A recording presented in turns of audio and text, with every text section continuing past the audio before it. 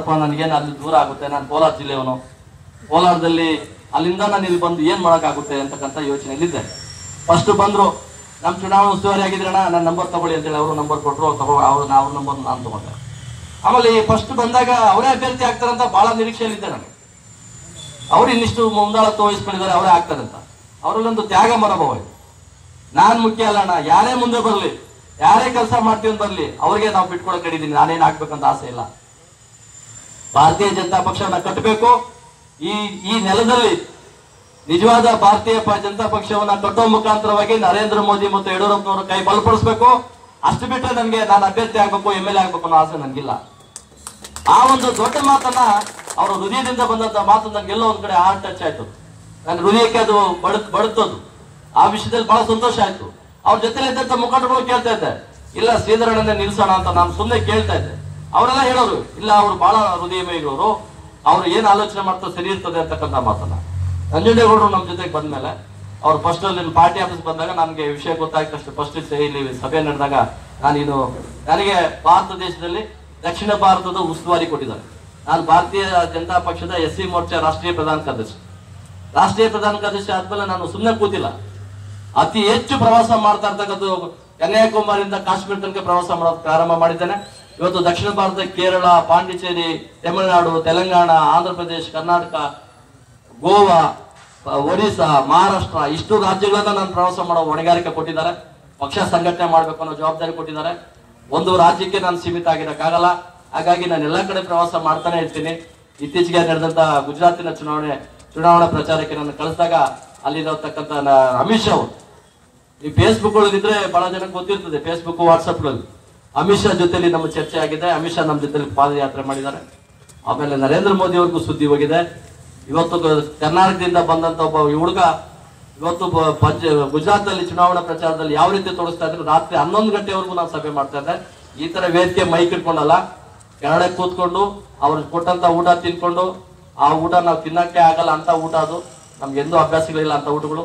ಆ ಊಟ ಮುಖ್ಯ ಅಲ್ಲ, ನಮ್ಗೆ ಬದುಕಬೇಕು, ಏನೋ ಒಂದಷ್ಟು ತಿನ್ಬೇಕು. ಅವ್ರ ಜೊತೆ ಭುಜದ ಮೇಲೆ ಕೈ ಹಾಕೊಂಡು, ನಪ್ಕೊಂಡು, ಮುದ್ದಾಡ್ಕೊಂಡು, ಅವ್ರಿಗೆ ಬಾಬಾ ಸಾಹೇಬ್ ಅಂಬೇಡ್ಕರ್ನ ಕಾಂಗ್ರೆಸ್ ಯಾವ ರೀತಿ ನಡೆಸ್ಕೊಂಡ್ರು, ಅಂಬೇಡ್ಕರ್ ಕೊಟ್ಟಂತ ಮೀಸಲಾತಿ ಎಲ್ಲೋ ಒಂದ್ ಕಡೆ ಶ್ರೀಮಂತರ ಪಾಲಾಗಿದೆ. ಬಹಳ ಜನ ಮಾತಾಡುವಾಗ ಜನರಲ್ ಆಗಿ ನಾನು ಕೇಳ್ತಾ ಇರ್ತೀನಿ, SCಗಳಾಗಿ ಹುಟ್ಟಬೇಕ್ರಿ ಅಂತಾರೆ. SCಗಳಾಗಿ ಹುಟ್ಟಬೇಕಂದ್ರೆ ಯಾರ ಮನೇಲಿ ಹುಟ್ಟಬೇಕು ಗೊತ್ತಾ? ಮಲ್ಲಿಕಾರ್ಜುನ್ ಖರ್ಗೆ ಮನೇಲಿ ಹುಟ್ಟಬೇಕು, KH ಮುನಿಯಪ್ಪನ ಮನೇಲಿ ಹುಟ್ಟಬೇಕು, ನಮ್ಮ ES ವೀರೇನ್ ಮನೇಲಿ ಹುಟ್ಟಬೇಕು, ನಮ್ಮ ಗೋವಿಂದ ಕಾರಜೋಳ ಮನೇಲಿ ಹುಟ್ಟಬೇಕು, ನಮ್ಮಲ್ಲಿರ್ತಕ್ಕಂಥ ರಾಮವಿಲಾಸ್ ಪಾಸ್ವಾನ್ ಮನೇಲಿ ಹುಟ್ಟಬೇಕು. ಈ ಶ್ರೀಮಂತ ದಲಿತರಲ್ಲಿ ಒಂದು ವರ್ಗ ಇದೆ, 2 ವರ್ಗ ಆಗಿದೆ. ನಮಗೆ ಮೇಲ್ವರ್ಗ ಶತ್ರುಗಳಲ್ಲ.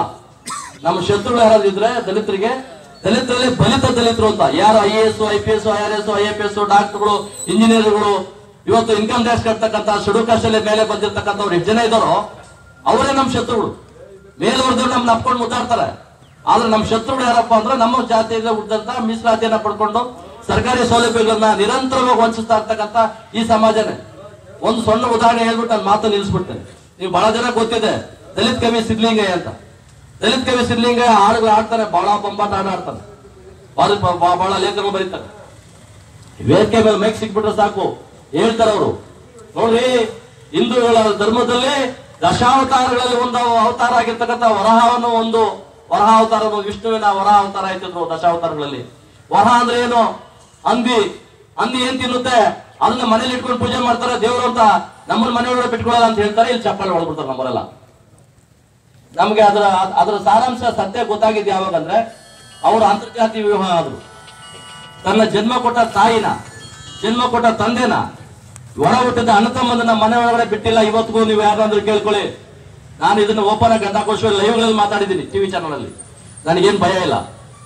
ಏನ್ ಬಾಬಾ ಸಾಹೇಬ್ ಅಂಬೇಡ್ಕರ್ ಕೊಟ್ಟಂತ ಸೌಲಭ್ಯಗಳಲ್ಲಿ ನಿನಗೆ ಅವಕಾಶ ಸಿಕ್ಕಿ 2 ಸಾರಿ MLC ಆಗಿ, 1 ಸಾರಿ MLC, ಕನ್ನಡ ಪ್ರಾಧಿಕಾರದ ಅಧ್ಯಕ್ಷರು, ಕನ್ನಡ ಪುಸ್ತಕ ಪ್ರಾಧಿಕಾರದ ಅಧ್ಯಕ್ಷರು, ಯೂನಿವರ್ಸಿಟಿ ಪ್ರೊಫೆಸರು, ಚೇರ್ಮನ್, ಎಲ್ಲ ಅವಕಾಶಗಳು ತಗೊಂಡಿದ್ಯಪ್ಪ. ನೀನು ಮನೆಯಲ್ಲಿ 100 ದೇವರುಗಳ ಫೋಟೋ ಇಟ್ಟಿದ್ದಾರೆ. ಸಿದ್ಧಲಿಂಗಯ್ಯನ ಮನೆಯಲ್ಲಿ 100 ದೇವರ ಫೋಟೋ ಇದೆ. ಹೊರಗಡೆ ಭಾಷಣ ಮಾಡುವಾಗ ಹೇಳ್ತಾರೆ, ದಶಾವತಾರಗಳಲ್ಲಿ ಒಂದು ಅವತಾರ ಆಗಿರ್ತಕ್ಕಂಥ ವರಹ ಅವತಾರ. ವರಹ ಅಂದ್ರೆ ಹಂದಿ ಏನ್ ತಿನ್ನುತ್ತೆ ಅಂತ ಅದ್ರ ಪೂಜೆ ಮಾಡ್ತಾರೆ ಈ ಜನ. ನಮ್ಮನ್ನು ಸೇರ್ತಲ್ಲ ದಲಿತರನ್ನ ಅಂತಕ್ಕಂಥ ಈ ವ್ಯಕ್ತಿ ತನ್ನ ಜನ್ಮ ಕೊಟ್ಟ ತಾಯಿನ ಮನೆ ಒಳಗಡೆ 1 ದಿವಸ ಬಿಟ್ಕೊಂಡಿಲ್ಲ. ಕೊನೆಗೆ ಶ್ರೀರಾಮ್ಪುರ ಹಾಸ್ಟೆಲ್ ಮುಸ್ಲಿಂ ತಿಕ್ಕಿ ಕೊನೆಗೆ ಅಲ್ಲೇ ಸತ್ತೋದ್ಲು. ತಂದೆನೂ ಹಂಗೆ ಸತ್ತೋದ್ರು. ಒಬ್ಬ ತಮ್ಮ ಆಟೋ ಸಾಲ್ವ ಮಾಡಿ ತೀರ್ಸಕ್ಕಾಗದೆ ನೇಣು ಹಾಕೊಂಡು ಸೋತೋದ. ನಮ್ಮಲ್ಲಿ ಇವತ್ತು ಯಾರನ್ನೂ ನಾವು ದೂಷಣೆ ಮಾಡ್ಬೇಕಾಗಿಲ್ಲ. ದಲಿತ ಸಮಾಜದಲ್ಲಿ ಮೇಲೆ ಬಂದಿರತಕ್ಕಂತ ಕೆಲವು ವ್ಯಕ್ತಿಗಳು ಈ ಸಮಾಜವನ್ನ ತಿಂತಾ ಇರ್ತಕ್ಕಂಥದ್ದು ಮತ್ತೆ ಸಮಾಜನ ಒಳ್ಳೆಯ ಕೆಲಸ ಮಾಡ್ತಾರೆ. ಎಲ್ಲ ಕಡೆ ಏನೋ ಸಣ್ಣ ಗಲಾಟೆ ಆಗುತ್ತೆ, ಹಳ್ಳಿಗಳಲ್ಲಿ ಸಣ್ಣ ಪುಟ್ಟ ಮೇಲ್ಜಾತಿ ಗೌಡರು ಶೆಡ್ಯೂಲ್ ಕಾಸ್ಟ್ ಅವ್ರ ಮಧ್ಯೆ ಸಣ್ಣ ಪುಟ್ಟ ಘರ್ಷಣೆ ಆಗ್ತವೆ, ಇಲ್ಲ ಅಂತ ಹೇಳಲ್ಲ. ಊರಂದ್ಮೇಲೆ ಏನೋ ಒಂದು ಸಣ್ಣ ಪುಟ್ಟ ಇದ್ದೇ ಇರ್ತದೆ. ಅವೆರಡು ಮಧ್ಯೆ ಬೆಂಕಿ ಹಚ್ಚೋದಕ್ಕೆ ಕೆಲವು ಸಂಘಟನೆಗಳು ಅಟ್ರಾಸಿಟಿ ಕೇಸ್ ಅನ್ನೋದು, ಎಲ್ಲೋ ಲಿಟಿಗೇಷನ್ ಜಾಗ ಇದೆ ಅದ್ರಲ್ಲಿ ಅಂಬೇಡ್ಕರ್ ಫೋಟೋ ಇಟ್ಬಿಟ್ಟು ಅಲ್ಲಿ ಆ ದಂಧೆ ಮಾಡೋದು, ಇಂಥ ಮಾಡ್ತಕ್ಕಂಥ ವಿಷಯಗಳಲ್ಲಿ ನಿಜವಾದ ಅಂಬೇಡ್ಕರ್ ವಿಚಾರವನ್ನ ಮರ್ತೋಗಿದ್ದಾರೆ. ಹಾಗಾಗಿ ಇಂಥ ವಿಷಯಗಳನ್ನ ಚರ್ಚೆ ಮಾಡುವಂತ ವೇದಿಕೆ ಅಲ್ಲ ಇದು. ಆದ್ರೂ ಎಲ್ಲೋ ನನ್ನ ಕಂಡಂತ ವಿಷಯಗಳನ್ನ ಗಮನ ತರಬೇಕಾಗಿರೋ ದೃಷ್ಟಿಯಿಂದ ಭಾರತೀಯ ಜನತಾ ಪಕ್ಷವನ್ನ ನಾವು ಗೆಲ್ಲಿಸಬೇಕು. ವೇದಿಕೆ ಮೇಲೆ ಇರ್ತಕ್ಕಂಥ ಎಲ್ಲಾ ಮುಖಂಡರುಗಳನ್ನು ಅಭಿನಂದಿಸ್ತೇನೆ. ಇವತ್ತು ಈ ಕ್ಷೇತ್ರನ ನಾವು ಗೆಲ್ಲಿಸೋ ಮುಖಾಂತರವಾಗಿ ನಂಜುಂಡೇಗೌಡರಿಗೇನು ದುಡ್ಡು ಮಾಡ್ಬೇಕು, ಆಸ್ತಿ ಮಾಡ್ಬೇಕು, ನಾನು ವಿಧಾನಸೌಧದಲ್ಲಿ ಕೂತ್ಕೊಂಡು 5 ಸ್ಟಾರ್ ಹೋಟೆಲ್ ಕೂತ್ಕೋಬೇಕಂತ ನಾವು ಯಾವಾಗ ಹೀಗೆ ಇರ್ತಾರೆ. ನೀವು ಯಾವತ್ತು ರಾತ್ರಿ ನೋಡಿ, ಬೆಳಗ್ಗೆ ನೋಡಿ, ಮಧ್ಯಾಹ್ನ ನೋಡಿ, ಅವ್ರು ನಿಮ್ಮ ಒಡ ಹುಟ್ಟದ ಅಂತಮ್ಮ. ಹಾಗಾಗಿ ಅವ್ರ ಬಗ್ಗೆ ನಾನು ಹೇಳ್ಬೇಕಾಗಿಲ್ಲ, ನಿಮ್ಗೆ ಗೊತ್ತಿದೆ.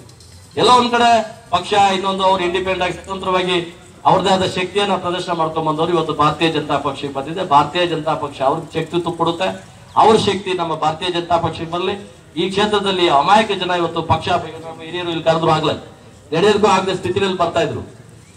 ಈ ಭಾಗದಲ್ಲಿ ಭಾರತೀಯ ಜನತಾ ಪಕ್ಷದ ಜೆಂಡಾವನ್ನ ಹಿಡಿದಂತ ನಾಯಕ ಅಂತ ಹೇಳ್ತಾ ಇದ್ರು. ಇಂಥ ಪ್ರಾಮಾಣಿಕವಾದ ಕಾರ್ಯಕರ್ತರು ಇಲ್ಲಿದ್ದಾರೆ. ನಾನು ಒಬ್ಬರ ಹೆಸರು ಹೇಳಿದ್ರೆ ಇನ್ನೊಬ್ಬರ ಹೆಸರು ಹೇಳಿಲ್ಲ ಅಂತ ಬೇಜಾರು ಮಾಡ್ಕೊಳ್ಳೋದು ಬೇಡ. ಹಾಗೆ ಪ್ರಾಮಾಣಿಕವಾಗಿದ್ದಂಥವ್ರ ಮನಸ್ಸು ಎಲ್ಲೋ ಒಂದ್ ಕಡೆ ಹೇಳುತ್ತೆ, ನಮ್ಮ ಭಾರತೀಯ ಜನತಾ ಪಕ್ಷ ಈ ಕ್ಷೇತ್ರದಲ್ಲಿ MLA ಆಗ್ಬೇಕು, ಈ ಕ್ಷೇತ್ರದಲ್ಲಿ ನಮ್ಮ ನಂಬಿರತಕ್ಕಂಥ ಜನಕ್ಕೆ ಒಳ್ಳೇದ್ ಮಾಡ್ಬೇಕು ಅನ್ನೋ ಆಸೆ ಇರ್ತದೆ.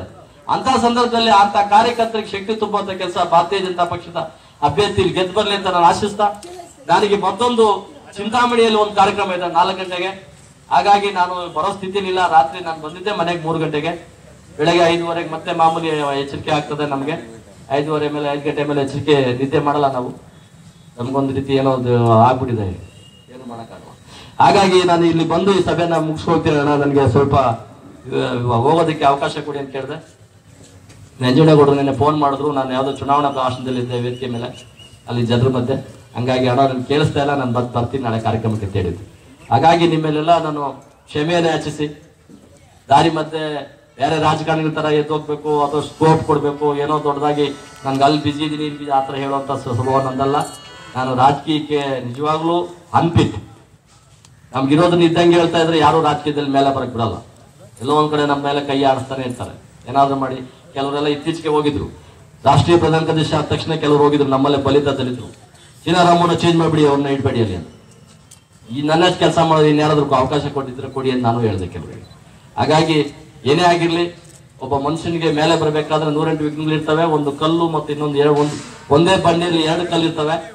2 ಕಲ್ಲುಗಳಲ್ಲಿ ಒಂದು ಕಲ್ಲನ್ನ ಕೆತ್ತಿ ಕೆತ್ತಿ ಕೆತ್ತಿ ಕೆತ್ತಿ ವಿಗ್ರಹ ಮಾಡ್ತಾರೆ.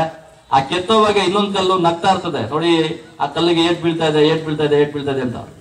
ಆ ಕಲ್ಲು ಏಟ್ ತಿಂತ ಇರ್ತದೆ ನಿಜ, ಅದು ವಿಗ್ರಹ ಆಗಿ ಅದಕ್ಕೆ ಪೂಜೆ ಮಾಡುವಂತ ಒಂದು ಅವಕಾಶ ಬಂದಾಗ ಪಕ್ಕದಲ್ಲಿ ಇನ್ನೊಂದು ನಗ್ತಾ ಇದ್ದಂತ ಕಲ್ಲಿಗೆ ತೆಂಗಿನಕಾಯಿ ಇಟ್ಕೊಂಡು ಹೊಡೆಯೋದಕ್ಕೆ ಬಿಟ್ಟಿರ್ತಾರೆ. ಇದು ಪೂಜೆ ಮಾಡಿಸ್ಕೊಳ್ಳುತ್ತೆ ಈ ವಿಗ್ರಹ. ಇನ್ನೊಂದು ಕಲ್ಲು ತೆಂಗಿನಕಾಯಿನಲ್ಲಿ ಏಟು ಓಡಿಸ್ಕೊಂಡು ಅದು ಅಲ್ಲೇ ಬಿದ್ದಿರುತ್ತೆ. ಮನುಷ್ಯನ್ಗೆ ಯಾರು ನೋವುಗಳನ್ನ ಅನುಭವಿಸ್ಕೊಂಡು ಪಕ್ಷ ಕಟ್ಕೊಂಡು ಇಷ್ಟೆಲ್ಲ ಕಾರಣ ಶ್ರಮ ಪಟ್ಕೊಂಡು ಬಂದಿದ್ರು, ಎಲ್ಲೋ ಒಂದಲ್ಲ ಒಂದು ಅವಕಾಶಗಳು ನಿಮ್ಮನ್ನು ಹುಡ್ಕೊಂಡು ಬರುತ್ತೆ ಅಂತ ಈ ಸಂದರ್ಭಕ್ಕೆ ಹೇಳಿ, ಈ ಚುನಾವಣೆಯ ಮುಂದಿನ ಬರೋ ಚುನಾವಣೆ ನಮ್ಮ ದಿಕ್ಸೂಚಿ ಆಗ್ಲಿ. ಒಂದು ಮಂಡ್ಯ ಜಿಲ್ಲೆಯಲ್ಲಿ ಅತ್ಯಂತ ಪ್ರಭಾವಿ ನಾಯಕರಾಗಿ ಈ ಭಾರತೀಯ ಜನತಾ ಪಕ್ಷ ಅಭ್ಯರ್ಥಿ ಗೆದ್ದು ಬರ್ಲಿ, ಈ ಜನರಿಗೆ ಒಳ್ಳೇದ್ ಮಾಡ್ಲಿ ಅಂತ ಈ ಸಂದರ್ಭಕ್ಕೆ ಹೇಳಿ, ಇಲ್ಲ ರೈತರ ಸಮಸ್ಯೆಗಳ ಬಗ್ಗೆ ನಂಜುಂಡೇಗೌಡರು ಬಹಳಷ್ಟು ವಿಷಯಗಳು ಮಾತಾಡ್ತಾರೆ, ಇವೆಲ್ಲ ಹೇಳ್ತಾರೆ. ನಾನು ಮಾತಾಡೋದು ಜಾಸ್ತಿ ತಗೊಳ್ತೀನಿ ಅಂತೇಳಿ ಈ ವಿಚಾರಗಳು ಮಾತಾಡುವಾಗ 10 ನಿಮಿಷದಲ್ಲಿ ಮುಗಿಸುವಂತ ಭಾಷಣ ಆಗಿರಲ್ಲ. ಯಾಕಂದ್ರೆ ಒಂದು ವಿಷಯ ಮಾತಾಡಿದ್ರೆ ಇನ್ನೊಂದು ವಿಷಯ ಮರ್ತೋಗ್ತೀವಿ. ಆ ವಿಷಯಕ್ಕೆ ಜೋಡಿಸ್ಕೊಳಕ್ ಹೋದ್ರೆ ಇನ್ನೊಂದು ವಿಷಯ ಕನೆಕ್ಟ್ ಮಾಡ್ಬೇಕು, ಕಷ್ಟ ಆಗ್ತದೆ. ನನಗೂ ಸ್ವಲ್ಪ ಎಲ್ಲಾ ವಿಷಯಗಳು ಮಾತಾಡಕ್ ಆಗ್ತಾ ಇಲ್ಲ. ರೈತರಿಗೆ ಸಂಬಂಧಪಟ್ಟ ನೀರಿನ ಕಾವೇರಿ ನೀರು ವಿಷಯ ಮಾತಾಡಕ್ಕೆ ಒಂದು ಚೀಟಿ ಬಂದಿದೆ, ಅದನ್ನ ನಂಜುಂಡೇಗೌಡರು, ಶ್ರೀಧರ್ ಅವರು ಮತ್ತೆ ಇಲ್ಲಿರುವಂತ ಮುಖಂಡಗಳೆಲ್ಲ ಮಾತಾಡ್ತಾರೆ. ಹಾಗಾಗಿ ನಾನು ಮುಂದಿನ ಸಭೆಗೆ ಹೋಗ್ಬೇಕಾದ್ರಿಂದ ಬಹಳ ದೂರ ಇದೆ, ಅದನ್ನು ಅಲ್ಲಿಗೆ ಹೋಗ್ಬೇಕಾದ್ರೆ 250 ಕಿಲೋಮೀಟರ್ ಹೋಗ್ಬೇಕು ನಾನು. ಹಂಗಾಗಿ ನಾನು ಅಲ್ಲಿಗೆ ಹೋಗ್ತೇನೆ. ನಿಮ್ಮೆಲ್ಲರ ಕ್ಷಮೆಯನ್ನ ಕೇಳಿ ಮುಂದಿನ ದಿನಗಳಲ್ಲಿ ಈ ಕ್ಷೇತ್ರ ಗೆಲ್ಲಿಸುವಂತ ಕೆಲಸಕ್ಕೆ ನಾನಂತೂ ಸಂಪೂರ್ಣವಾಗಿ ಮನೆ ದಲಿತರ ಮನೆಗೆ ಭೇಟಿ ಕೊಡ್ತೇನೆ. ಮನೆಯಲ್ಲಿರತಕ್ಕಂಥ ದಲಿತರು ಕಾಂಗ್ರೆಸ್ಗೆ ನೋಡ್ತಾರೆ, ಅವನ್ನೆಲ್ಲ ನಾವು ತಗೊಂಡ್ಬರುವಂತ ಜೋಡಿಸುವಂತ ಕೆಲಸ ಮಾಡ್ತೇನೆ. ಈಗಾಗಲೇ ಒಂದು ಬಿಟ್ಟಿದ್ದೇನೆ, ಅವ್ರು ಆ ಕೆಲಸ ಮಾಡ್ತಾ ಇದ್ದಾರೆ. ನಮ್ಮ ಮುಖಂಡರು ಕೆಲವೆಲ್ಲ ಅದೇ ಕೆಲಸದಲ್ಲಿ ಸನ್ನದ್ಧರಾಗಿದ್ದಾರೆ. ಚುನಾವಣೆ ನಂಜುಂಡೇಗೌಡರು ಅಭ್ಯರ್ಥಿ ಆಗಿರಲ್ಲ, ಇಲ್ಲಿ ಇರ್ತಕ್ಕಂಥ ನೀವೆಲ್ಲರೂ ಅಭ್ಯರ್ಥಿಗಳೇ, ನೀವೆಲ್ಲ MLAಗಳಾಗಬೇಕು. ನಿಮ್ ಜೊತೆಗೆ ನಾನು ಇರ್ತೇನೆ. ನಾನೇನು ಈ ಭಾಗದಲ್ಲಿ ಏನು ಅಧಿಕಾರ ಮಾಡಕ್ ಬರೋದಿಲ್ಲ. ಅಥವಾ ಈ ಭಾಗದಲ್ಲಿ ಇರೋದು ನಾನು ಜಿಲ್ಲಾ ಪಂಚಾಯತ್ ತಾಲೂಕ್ ಪಂಚಾಯತ್ ನಿಲ್ಲುವಂತ ವ್ಯಕ್ತಿನೂ ನಾನಲ್ಲ. ಹಾಗಾಗಿ ನಾವೆಲ್ಲ ಸೇರಿ ಕೆಲಸ ಮಾಡೋಣ, ನನಗೆ ಕೊಟ್ಟಂತ ಜವಾಬ್ದಾರಿ ಪೂರ್ಣ ಆಗ್ಲಿ ಅಂತ ನಾನು ಭಾವಿಸಿ ವೇದಿಕೆ ಮೇಲಿರ್ತಕ್ಕಂಥ ಎಲ್ಲ ಮುಖಂಡರನ್ನ ಅಭಿನಂದಿಸಿ, ಇಲ್ಲಿ ಬಂದಿರ್ತಕ್ಕಂಥ ಹಿರಿಯ ಮುಖಂಡರಾಗಿರ್ತಕ್ಕಂಥ ನಿಮ್ಮೆಲ್ರಿಗೂ ಮತ್ತೊಂದು ಸಾರಿ ಅಭಿನಂದಿಸಿ, ಬಂದಿರ್ತಕ್ಕಂಥ ಪತ್ರಕರ್ತರು ಬಂದಿರ್ತಕ್ಕಂಥ ಎಲ್ರಿಗೂ ಮತ್ತೊಂದು ಸಾರಿ ಅಭಿನಂದಿಸಿ ಕೊಡ್ತೀರಿ ಅಂತ ನಾನು ನಂಬಿ ಆಚೆ ತೆರಳ್ತೇನೆ.